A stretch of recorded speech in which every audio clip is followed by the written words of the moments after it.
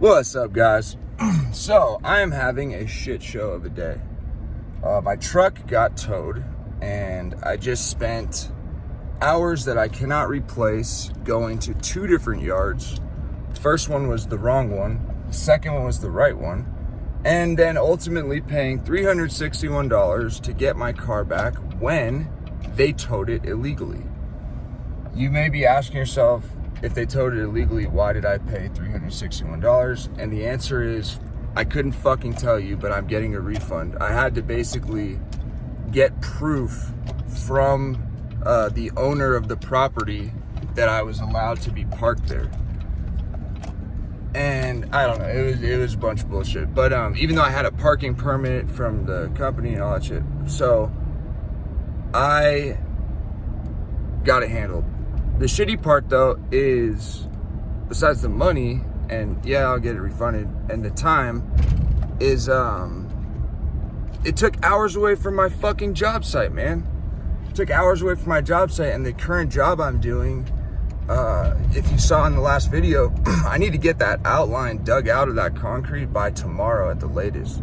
So, you know, if I hadn't had to deal with all that, it would have been fine. I would have probably been getting done with it right around 3 or 4 tomorrow. Now, because I lost those hours and I'm headed back to the job site now, I'm probably gonna have to stay there pretty late this evening. I'll probably end up eating dinner there, whatever. I'm not complaining, life happens. I'm a grown man, I'll roll with the punches. But this all reminded me of a crazy fucking story, okay? So, now, I'm sure some of you guys, before I get into this, know types of tow truck rackets and stuff like what I'm about to tell you. I bet this happens in all major cities, even suburbs.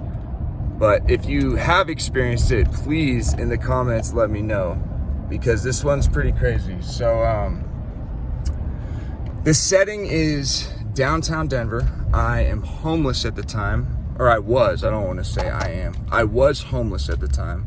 I am happy, I'm healthy, I'm strong, I'm successful, and I'm free. But at the time, I was homeless. And this isn't about, 2014, 2015.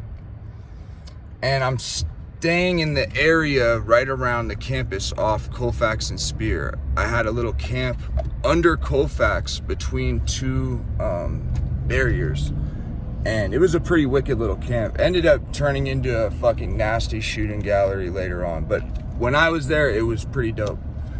So there was a open drug market. And I can talk about this because the police shut that shit the fuck down. But at the time, at Colfax and Spear, there was a bike path that ran along the Platte River, and Colfax and Spear goes right over it.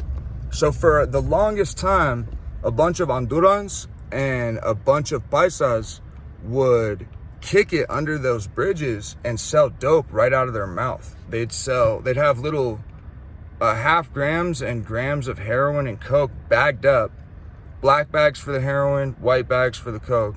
And the bags would be tied perfectly, each one. They'd be bagged about 7 or 8 times, and they'd be, like I said, little balls, different sizes for the halves, obviously bigger sizes for the grams. And these Hondos and these fucking paisas would sit with their mouths full of these little, they weren't wrapped in balloons, but you almost want to call them balloons because of how perfect they were, with their mouths full of these little dope sacks. And you would literally walk up with $25 and hand it to this fucking Hondo, and this fool would spit out a half gram and hand it to you. And if you gave him 50, he'd spit out a gram and hand it to you. If you wanted white, he'd spit out a fucking white and hand it to you. It was crazy. Literally, you could go there any time of day from about 7:30 in the morning to about, 7, 8 o'clock at night in the summer, and like 4, 5 at night in the winter. And you could get dope, and it was pretty good dope. Better than what the black dudes and the white dudes were selling at Civic Center Park, So all the real hardcore junkies in the city knew, like, listen, fool, when I wake up in the morning, I'm going to the river. We called it the river because it was all along the Platte River. I used to tell people I'm a river veteran because that shit was crazy down there. People were getting stabbed. People were getting shot. Fucking undercovers were busting people. People were getting beat up. People were, I mean, dude, it was crazy, yo. But yeah, anyway, so I'm doing my thing. What I would do is I would fucking go down there and try to hustle anything I could. So, you know, if I had found, I don't know, back then, you know, like a DVD player, like a portable DVD player. It sounds so funny saying it now, but back then, you know, you find something like that, or some speakers, or an iPod, or an iPhone, or just anything you could get your hands on that these fools might want. I would go bring it to them. And, you know, you'd find stuff dumpster diving, you know, petty theft from stores, whatever the case is. They like colognes a lot. I remember that. I would sometimes get like a gram for a cologne, especially if it was like Versace or fucking Louis Vuitton or whatever the fuck these fools wanted. But so that was my whole thing. A bunch of other people, they would do this thing where they ran customers to the Hondos or the Paisas. So they would bring, if you brought them 3 customers, they'd give you a half gram, shit like that. But anyway, these little bridges, these little spots along the river were bussing, fool. Bussing, popping. 25 junkies at a time, 15 junkies at a time, surrounding fucking 2 fools just getting served, people shooting up in the bushes, people fucking smoking dope, smoking meth, and, you know, hard fucking, it was just live. People laid out, having sex, people fucking having domestic violence, shit. Like, it was a crazy little spot. And once again, sorry, my mouth is parched. The real junkies knew about it. All the people that were new in town would just go to Civic Center Park. So I'm sitting there doing my thing. And oftentimes I would go to the Starbucks across the street or the Burger King across the street, and I would shoot up in the bathroom. You may be asking, what the fuck does any of this have to do with a tow truck?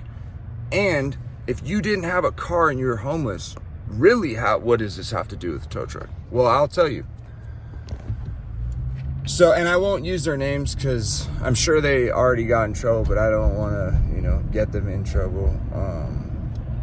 So there was at this Burger King and this Starbucks, first of all, they shared a parking lot, okay?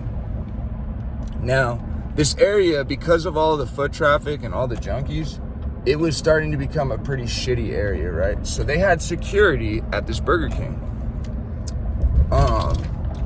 And there was also a tow truck that would post in this parking lot and tow people. And we'll call the guy Los.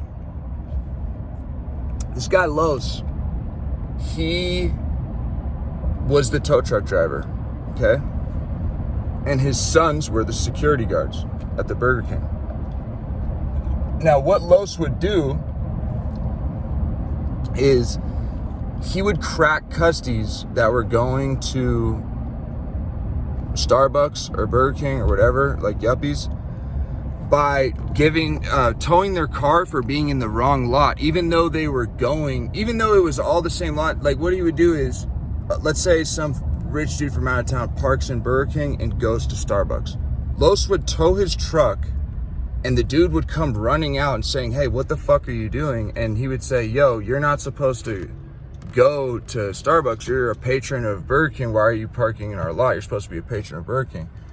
And the guy would be like, well, what the fuck? And what can I do about it? And Los would say, here, pay a drop fee right now of $75 or $150 or whatever it was. And I'll just leave your car right here and we'll just call it a day. And the dudes or women would obviously be pissed, but generally they would just sigh, pay the fucking bill, and go back to drinking their nasty ass pesticide-filled fucking inorganic coffee, right? And be mad.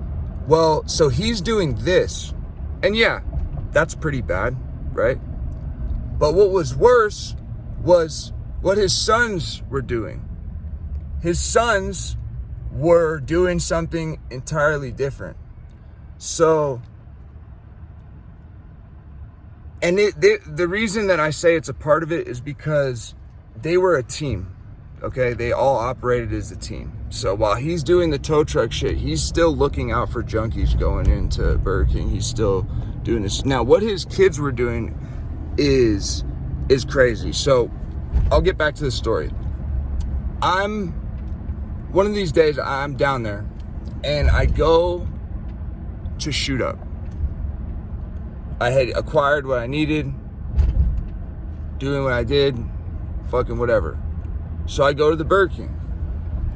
I come cooking up my shot. I'm sitting on the toilet. I got my pants around my ankles. I had come from the needle exchange, so I had clean needles. I had a cooker. I had fucking alcohol swabs. And yes, it's nasty. I'm sitting on a toilet. It's a disgusting fucking place to shoot drugs. I don't, advise anyone gets that addicted, right?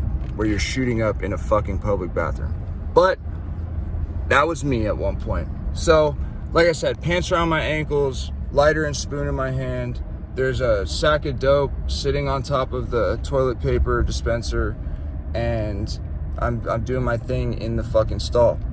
All of a sudden, the door to the fucking stall kicks open, right? There was no door on the fucking, on the actual bathroom. That's how bad the area was, is like the front entrance, like there was no door. You just walked back behind a wall and then it opened up into the bathroom.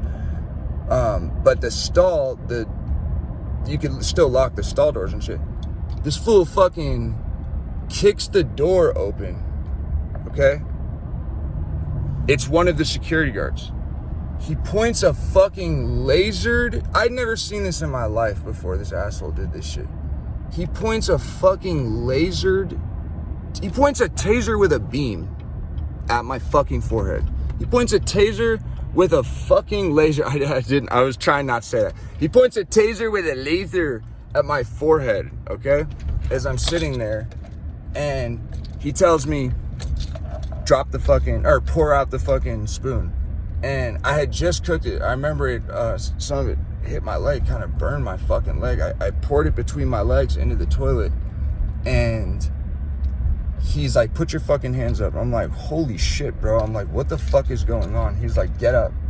And I'm like, all right, let me pull my pants up. He's like, yeah, pull your fucking pants up. I'm like, all right, word. He's like, look, I'm not gonna call the cops, but you're lucky. Get the fuck out of here. And I went to go reach for my dope that was sitting on the toilet paper dispenser, and he said, no, leave it. I was like, okay. And I got the fuck out of there. Luckily, I had one other half gram in my pocket, so I wasn't gonna be like all dope sick or whatever. But man, it was bad, dude. He ended up, I'm gonna have to do a part 2. Sorry, I'm pulling up right now.